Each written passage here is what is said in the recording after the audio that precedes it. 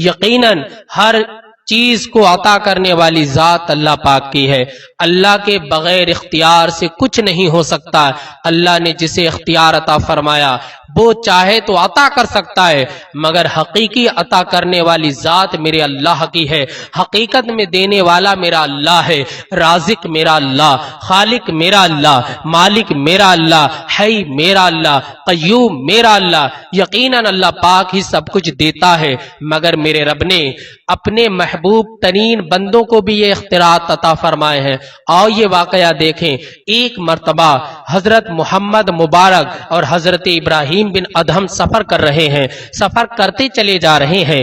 آپ سفر پر رواں دواں ہیں، اللہ کے دین کو لوگوں تک پہنچا رہے ہیں۔ اچانک راستے میں ایک جنگل پڑتا ہے۔ جب آپ جنگل میں تشریف لے گئے تو آپ آرام کرنے کے لیے ایک انار کے درخت کے پاس بیٹھے۔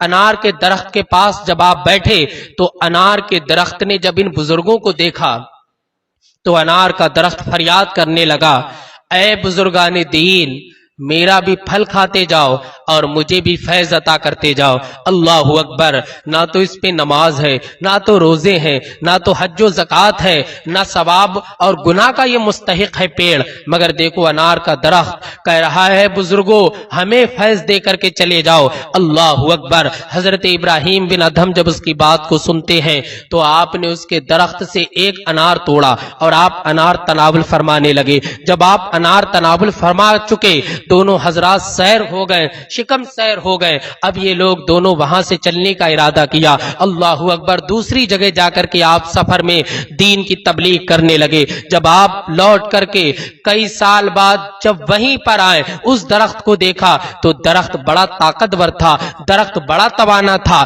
درخت میں بہت زیادہ پھل لگے ہوئے تھے۔ تو آپ نے لوگوں سے پوچھا، اے لوگوں ایک بات تو بتاؤ، یہ درخت تمام درختوں میں الگ کیوں دکھائی پڑ رہا ہے؟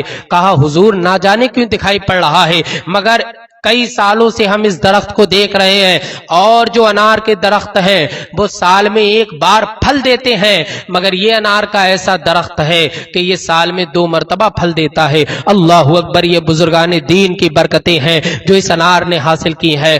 سال میں 2 مرتبہ پھل دے رہا اور پھل بھی بہت زیادہ میٹھا ہے۔ یہ حضرت ابراہیم بن ادہم کے ہاتھوں کی برکت ہے، یہ حضرت محمد مبارک کے ہاتھوں کی برکت ہے کہ بزرگان دین سے جب اس درخت نے مدد چاہی، فیض چاہا، تو انہوں نے اسے بھی عطا فرمایا۔ اور یہ تمام پیڑوں میں سب سے نمایاں اس کا صورت دکھائی پڑنے لگی ہے۔ یہ کیا بات ہے؟ یہ بزرگان دین کی برکتیں ہیں۔ اللہ اکبر! تو بزرگان دین سے ہمیشہ مدد مانگو۔ جب صابر پاک کی بارگاہ میں جاؤ تو مانگو کہ تاکہ وہ اللہ سے دعا کرے، میرے مولا یہ تیرا گناہگار بندہ آیا ہے، تو اس کی توبہ کو قبول فرما، تو اس کی دعاؤں کو قبول فرما۔ غریب نواز کی بارگاہ میں مانگو، جا کر کے 11ویں شریف کا مہینہ آ رہا ہے، غوث اعظم سے مانگو، اور غوث اعظم فرماتے میرے مریدو غم مت کرو، انشاءاللہ میں تمہاری مدد کروں گا۔